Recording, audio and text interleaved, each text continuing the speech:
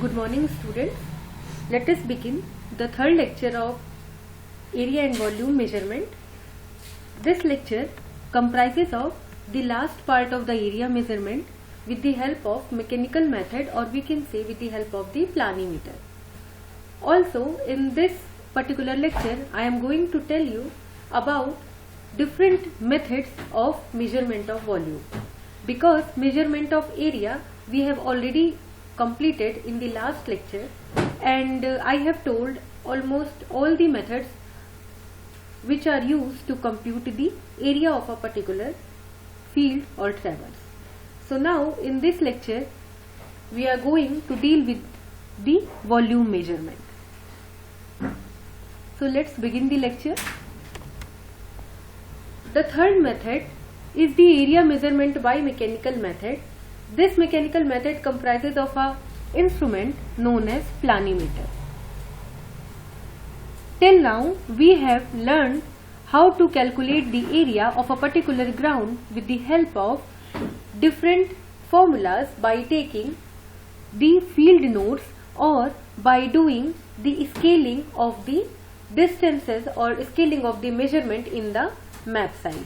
Now in this method we can use a planimeter. From this figure you can see how a planimeter looks like, and we can use this particular method to calculate the area of irregular shape.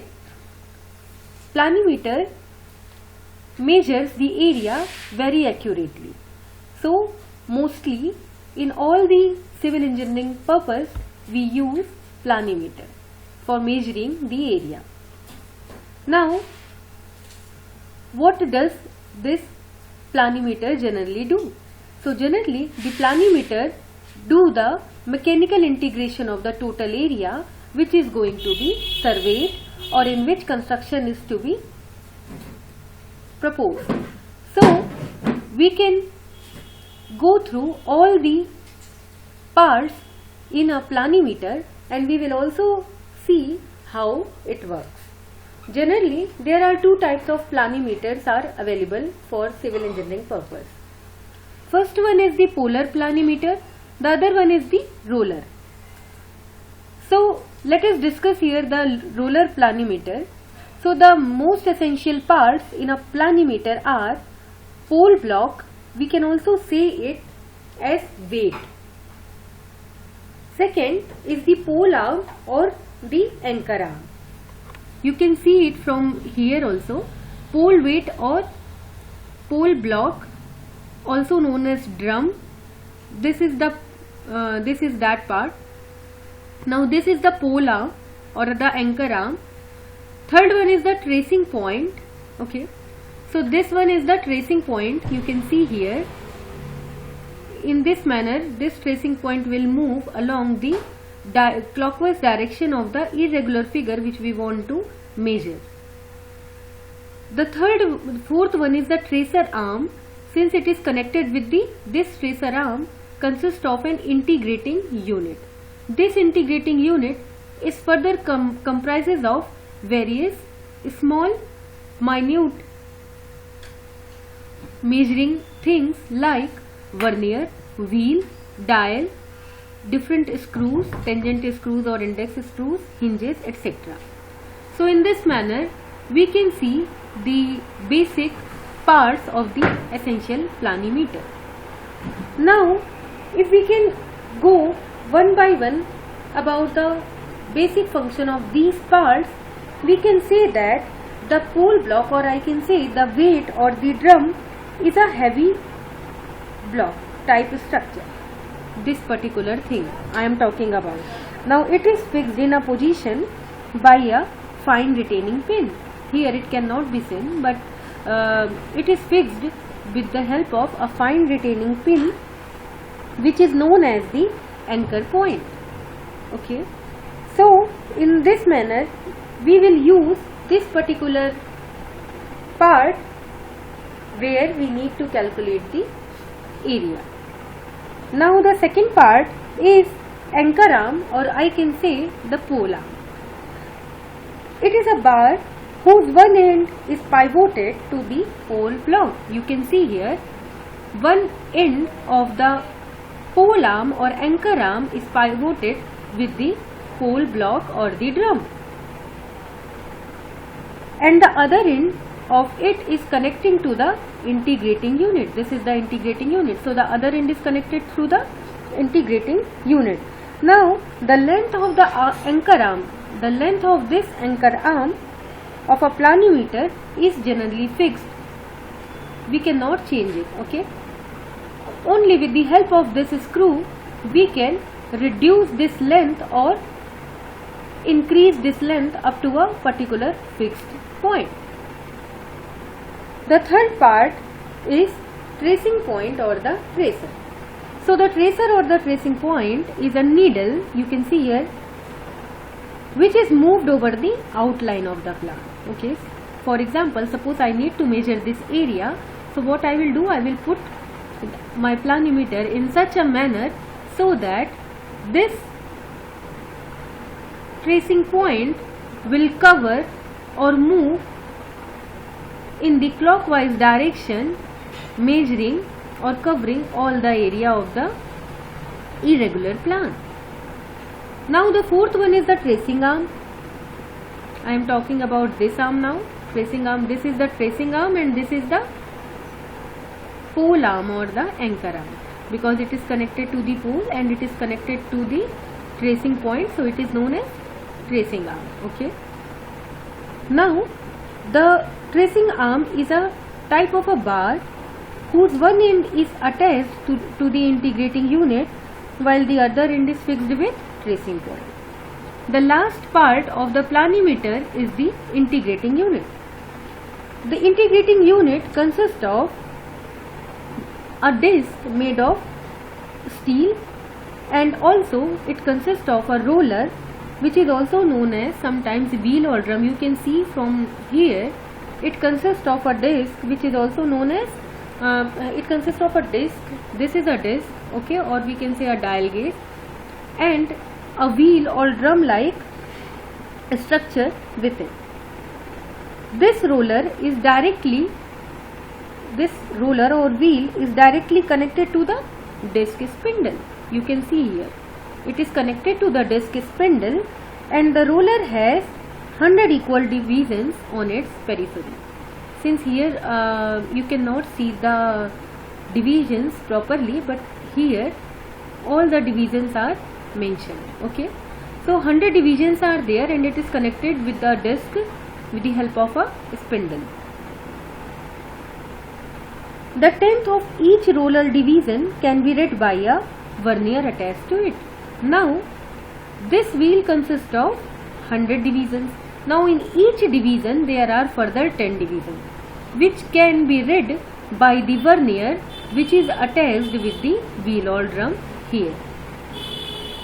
Okay, so in this manner, for the planimeter, with the help of this wheel and vernier, we can calculate or we can get the first integrated reading, or I can say first reading of the integrating unit, which is known as FR. Okay, with the help of this attachment. Now the roller is so designed that when it completes one rotation, the disc advances by one division. What I mean to say, for example, if here are 100 divisions, okay, so if it will cover or if it will cover one complete rotation, then we can see it is connected in such a manner with the disc that the disc will get increased by one division. Okay, means one complete revolution of this wheel, we will get next successive division in the disc. This disc is further divided into 10 equal divisions. So we can see as soon as the wheel or the drum completes one revolution, the disc will increased by one division.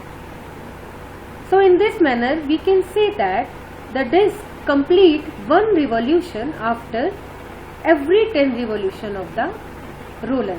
Why I am saying like this? Because as I already told, you can see from here this disc is divided or having 10 division, okay, 10 equal division. So it means if I need to get one complete revolution of this disc, it means this particular wheel or drum has been rotated up to 100 times for getting these 10 division. Or I can say this particular drum has got through 10 revolutions. So after this 10 revolution, I will get one revolution of this disc. Hope the working of the planimeter is clear to you people. Now this reading, the reading of the integrating unit is very important. How to read, how we are going to read the reading, and what each reading resembles. So generally the reading of the integrated unit comprises of 4 digits. Suppose it could be 5.463. The reading should always come in 4 digits. Now the unit is one revolution of the roller. Unit always given in terms of revolution of the roller, not the disc but the roller. So in this manner we can measure the value of first reading and the integrating or the last reading from the planimeter. Now what is the basic principle or how the working of planimeter is carried out? So we can see here in the planimeter there are 3 parts, okay, mainly.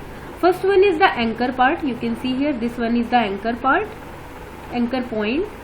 This one is the anchor point, means the point which we need to fix upon at some place, like here we have fixed it, so that even if some rotation or some disturbance is seen in the tracing paper, it will not change the reading, okay, it will not change the reading, because the anchor point as well as the tracing point, both the points are attached to the integrating unit.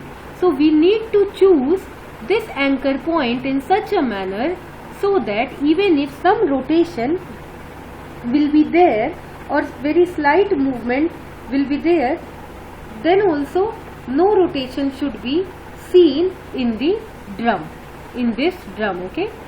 So we should fix, we should cautiously choose the point where we have to keep our anchor point. The second part is the roller in the integrating unit, and the third part is the tracing point. Now what we have to do, suppose this is a plan or the map we are getting of a particular field. Now we need to put our planimeter in this plan whose area is required. After that the position of the anchor point is fixed at a suitable location.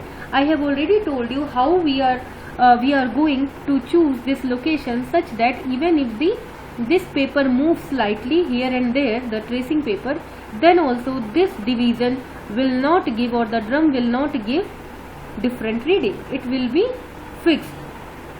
So after choosing this particular point of the tracing location, the tracing point is set and selected as the starting point, okay. Now for example, I have fixed this particular location here, or I can say if I have put here, then the first point from where we have started measuring the area is considered to be this, okay. So the position of the anchor point is fixed at a suitable location on the plan. I am talking about this particular part. The tracing point is set at the selected started point, and an ideal point of the starting point, as I have told, is such a manner or a dead point where a slight movement will not cause any change in the reading of the drum. The position of the started point is then marked on the plan, okay. So means I will mark this point as the starting point.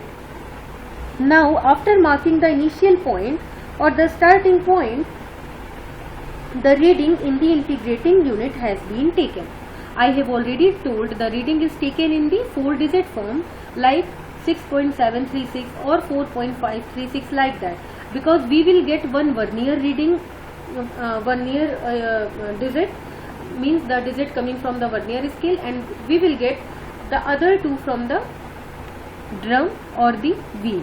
Okay, and one we are getting from the dial, which is comprises of 10 divisions. So in this manner we will get the reading in terms of 4 digits. Now after that, the tracing point is then slowly moved in a clockwise direction around the outline of the plan.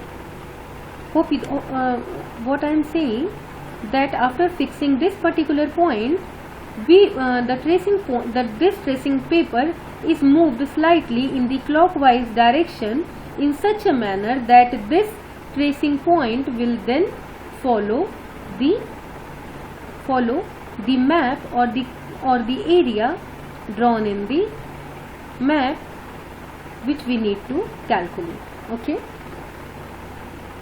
so after this, as the tracing point is moved, the roller partially rotates and partially slides. This roller will partially slide also and will partially rotate as we move in the further direction. The normal component of the motion causes rotation, while the axial component of the motion will cause the slip. If I will move it normally, okay, so if I am saying, if I am turning the direction, suppose here the direction got turned, now here also direction will turn. So this is the normal motion and it will cause the rotation of the roller. Okay, while if I am moving in this straight line, then it will cause the axial motion, or it will cause the slip of the drum, which may change the division in the dial. Okay, which may slightly change the division, not completely, because to completely change this division, this roller should be rotated about 10 times, as we have already discussed. Now, the amount of the rotation of the roller measures the normal displacement, as the plane of the roller is perpendicular to the tracing arm. What I mean to say here is the amount of rotation I mean to say when it is changing the direction. So the amount of the rotation of the roller will always measure the normal displacement, as the plane of the roller is always perpendicular to the point of the tracing arm. Okay, so this is the plane of the roller. You can see here the plane of the roller is somewhere in this direction, parallel to the direction of the anchor arm, and this is the tracing point. So it will always be perpendicular to the plane of the roller. By doing this, we will get the initial as well as the final reading of the integrating unit, and the axial component of the displacement will not affect the roller reading. Only it will try to change or slip the motion of the roller, but it will not affect the rotation. It will not cause any rotation to these two readings. The axial movement means the movement in a unidirection, in one direction.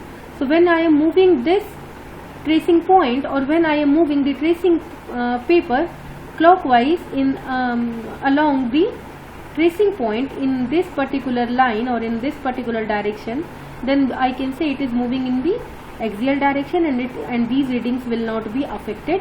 While if from here where turn is coming, if I will take the turn, then only the rotation or revolution of roller or drum will took place, and further change in the reading of the integrating unit is observed. Okay, so in this manner we will get the formula of area as area is equal to m into final reading minus initial reading plus minus 10n plus c.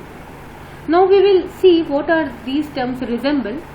Here m is known as the planimeter constant and is equal to the area upon revolution of the roller or wheel, where this particular term can also be written as planimeter constant will be equal to the length of the tracing arm into circumference of the wheel. Okay, so L into pi d. With this manner we can calculate the planimeter constant. Here n is the number of complete revolution of the disc.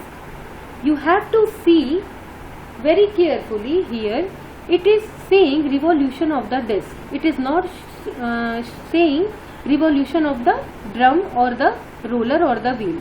Means if a complete one revolution of disc will take, then only we can say n is equal to 1.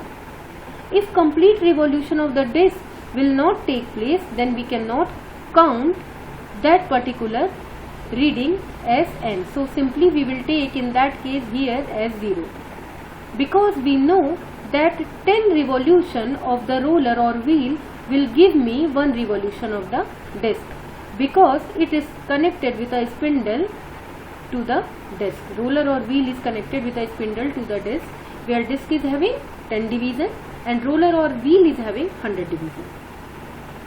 So n is equal to number of complete revolution of the disc, which is equal to number of times the 0 mark of the dial passes the index mark. Okay, now we have to see very carefully about the direction with which the revolution is taking place.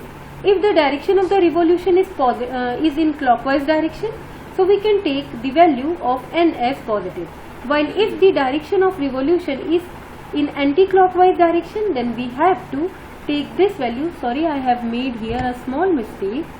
If it is in anti-clockwise direction, then it will be negative. Okay, so now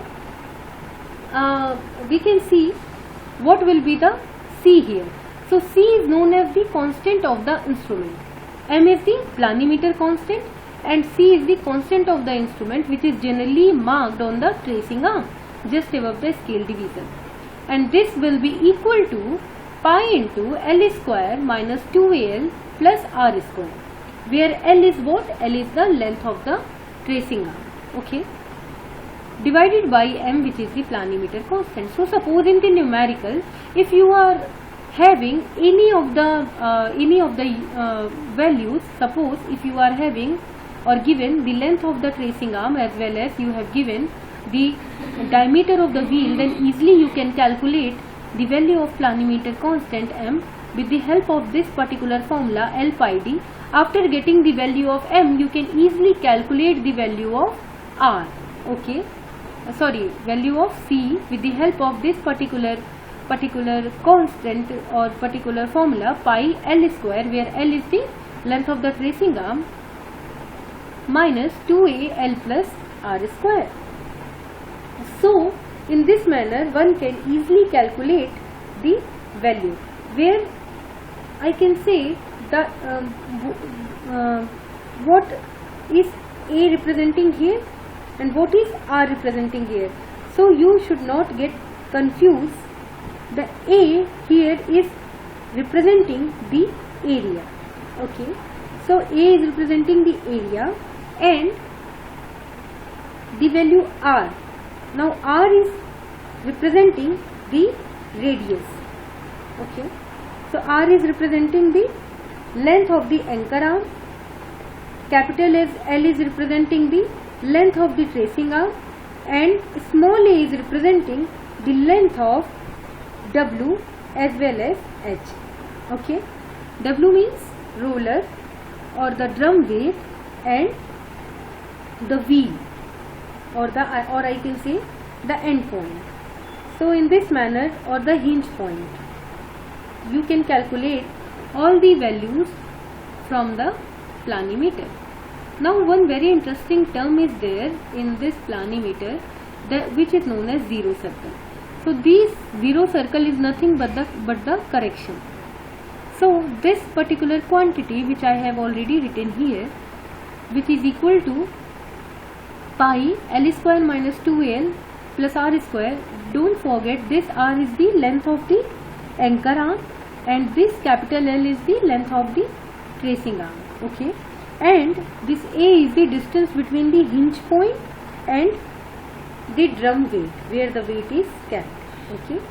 So in this manner you can easily calculate the value and after calculating or after getting this particular value, you can see that the value or the zero circle or the correction is found, and it is a circle round the circumference of which, if the tracing point is moved slightly, the wheel will simply slide.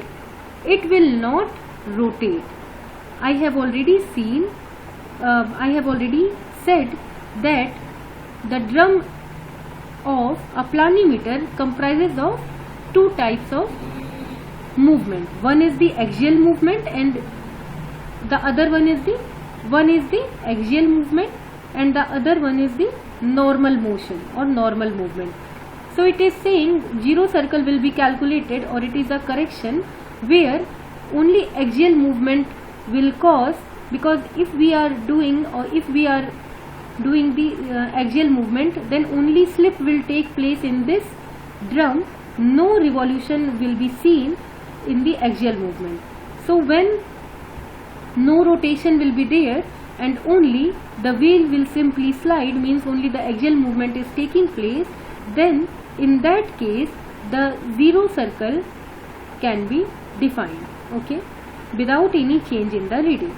So with the help of this zero circle we can easily calculate the value of any of the two constants, and then we can finally determine the area with the help of this particular formula.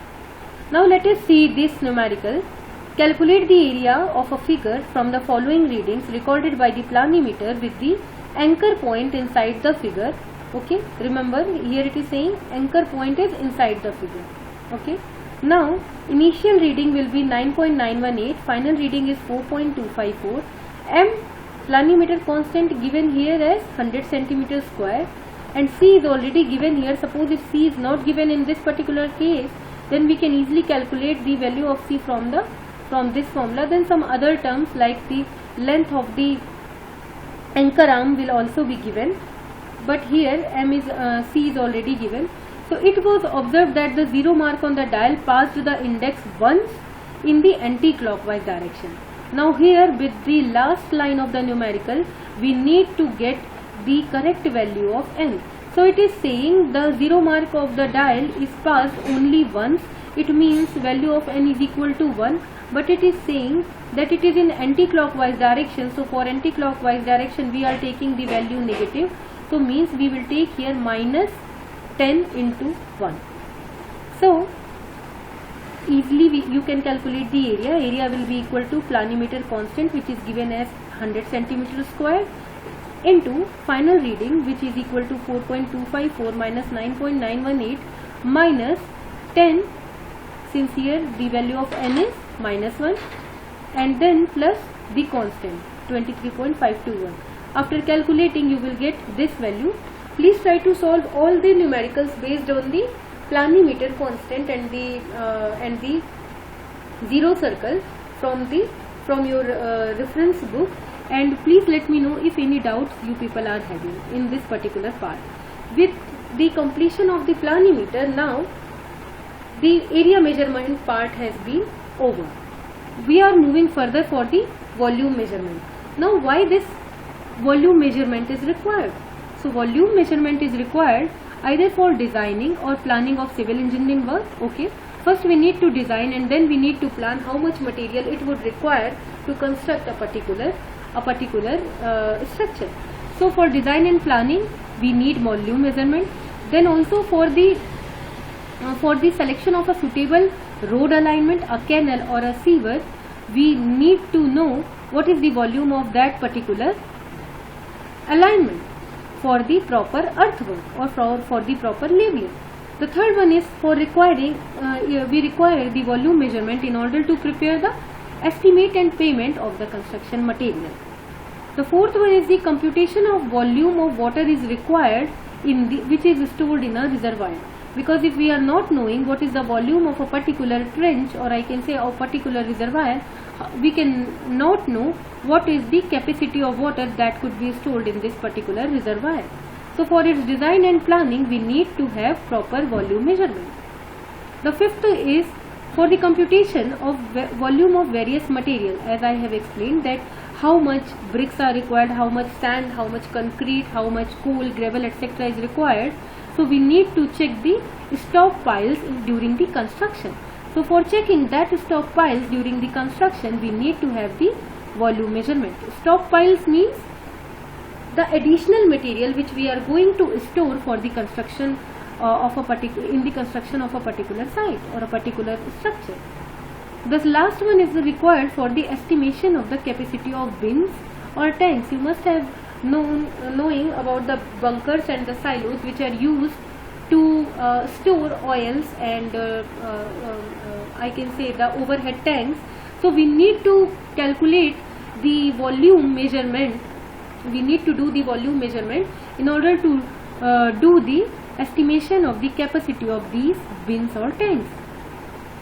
So for this we have three different methods to calculate the volume in a civil works. These three methods are either from the cross section or from the spot level or from the contours. This part of contours you have already learned in your topic of I can say in the second chapter, second unit of labeling. Contours I have already taught in the class. Now we will go through all these methods in detail. So the first two methods are generally used for the calculation of the earthwork, while from the contours we generally calculate the reservoir capacities. Okay, so with the help of these three methods we are going to calculate the volume. Now from the first method, if I can say the general outline, the measurement from the cross section. This is the most widely used method. The total volume is divided in a series of solid by the help of cross sections. Different planes of cross section means if some irregular figure is there, suppose, then what we need to do, we need to divide that figure into number of planes of cross section, and then we will easily calculate the volume of the total area or volume of that particular field. So some fundamental solids have been fabricated, or I can say have been used for the measurement purposes. These fundamental solids you have already knowing the shapes like the prism, wedge or the prismoid. Now the spacing of these cross sections depends upon the ground nature and the accuracy required. For example, if you are doing a project of a high importance, of a national high importance, suppose if you are constructing a national highway, then you need to have a proper accuracy in the construction of the road. So for that you need to keep the spacing of the cross sections which you have created before determining the volume should be less. The spacing should be less for more accuracy. Okay. Also, if the nature of the ground, for example, suppose if very steep slopes will be there, if very curvy surfaces are there, then we need to take large spacing so that most of the area could be covered, or less cross sections will be required to calculate the volume. The area of the cross section taken along the line are calculated from some standard formula. Means after dividing it across the planes of cross section, we first need to determine the area of that cross section. Okay, and then finally the volume of prismoids will be calculated between each cross sections either by trapezoidal rule or by prismoidal formula. So in this particular method, first you need to divide the given area into number of planes of cross section. Then with the help of that plane of cross section you will see whether it is forming a shape of prism, wedge or a prismoid. Then spacing will also be chosen on the basis of the accuracy as well as the nature of the project or the ground which you have considered for the construction. Then the area of that particular cross section will be calculated on the basis of the standard formulae of prism, wedge or prismoid. At last the volume will be calculated with the help of trapezoidal formula or by the prismoidal formula. So this is very easy method, only we need to have a proper knowledge or a proper command on the formulas, how they are derivated and how they are going to be used. Second part is the second method is the measurement from the spot levels. Now, generally for the volume of borrow pits or excavation of large tanks or basement with vertical sides or having suppose some filling is there or some elevation or is there, then in that particular case we can calculate the volume by dividing the ground into number of spots. So spot levels of the ground is taken before starting the excavation and also required during the formation level.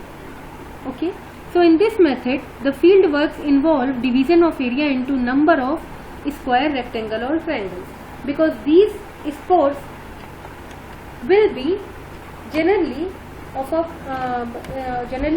proper geometrical shapes, so we can easily calculate the area. Then after calculating the area while construction, suppose we need if some corners have been left behind, then we need to measure the corners also before and after the construction is done. Okay, means proper labeling will be done after the construction. Now after that, depth of excavation or height of filling at every corner, as we are knowing, will be taken and the area will be multiplied to get the volume. So area will be calculated on the basis of the spots which we have created, or in which we have divided the area in the form of either square, rectangle, triangle, and then we are going to multiply this with the depth of excavation or the height of filling. Okay. The third method is the measurement from the contour plan. So in contours, as you are already knowing, it is a map of a constant elevation. Okay. So means we will draw the contour for all those points having same elevation. So it can be carried out again by four methods: by cross section, by equal depth contour, by horizontal plane, and by capacity of reservoir. So in the next lecture we are going to study the basic of all these methods in detail and how to solve the numerical. Okay, so with the only 2 lectures are left. Maybe it will be completed within this week, and if any doubt in the last 2 units you people are having, kindly feel free to ask me through email or call. Thank you. Stay safe.